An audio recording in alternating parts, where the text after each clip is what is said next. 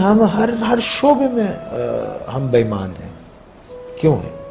تعلیم کا شعبہ، اس میں سفارش اور سیاست ہے، سیاست کے اندر سیاست ہے، اور رشوت ہم لیتے ہیں، بےایمانی ہم کرتے ہیں، جھوٹ ہم بولتے ہیں، دوسروں کو تکلیف ہم دیتے ہیں، دوسروں کے مالوں پہ قبضہ کر لیتے ہیں، یتیموں کا مال کھا جاتے ہیں، غریبوں کو تکلیف دیتے ہیں، مسکین مسافر محتاجوں کو ان کا حق نہیں دیتے، کسی کی مدد نہیں کرتے، اپنے لیے سب جمع کر کے رکھتے ہیں، اپنے سے آگے نہیں سوچتے.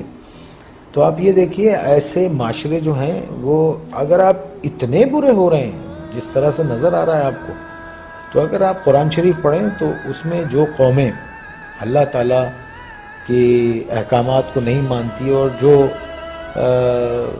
ان سب چیزوں میں نافرمانی میں جب بہت آگے چلی جاتی ہے، تو اللہ نے کہا ہے میں ایسی قوم کو تباہ کر دیتا ہوں اور پھر ان کی جگہ دوسرے لوگ لے آتا ہوں. اللہ کہتا ہے کہ میرے لیے یہ کام کوئی مشکل نہیں ہے. تو جو لکھ پتی ہے وہ کروڑ پتی ہونا چاہتا ہے، جو کروڑ پتی ہے وہ اربوں پتی ہونا چاہتا ہے، جو اربوں پتی ہے وہ اس سے زیادہ پیسے والا ہونا. ایک آدمی جس کی تنخواہ 12,000 روپے مہینہ ہے، اس کے گھر کے اخراجات 80,000 روپے کے ہیں. یہ کون سی سائنس ہے آپ مجھے بتائیے کہ وہ اس کو پورا کرتی ہوگی؟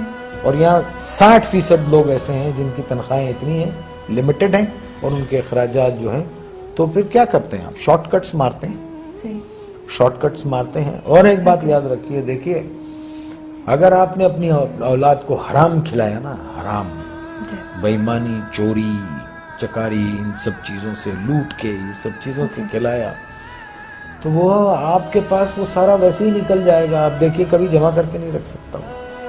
اگر اس کے پاس رہے گا، جمع بھی ہوتا ہے، تو ایک ڈیزاسٹر ہوگا اور سب ختم ہو جائے گا. تو ہم کو ٹھیک ہونا چاہیے. ہم انسان ہیں، جانور نہیں ہیں. ہم کو صحیح ہونا چاہیے.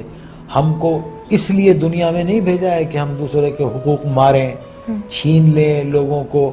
1200 روپے 800 روپے کے ایک موبائل کے لیے ایک جان لے لیتے ہیں ہم.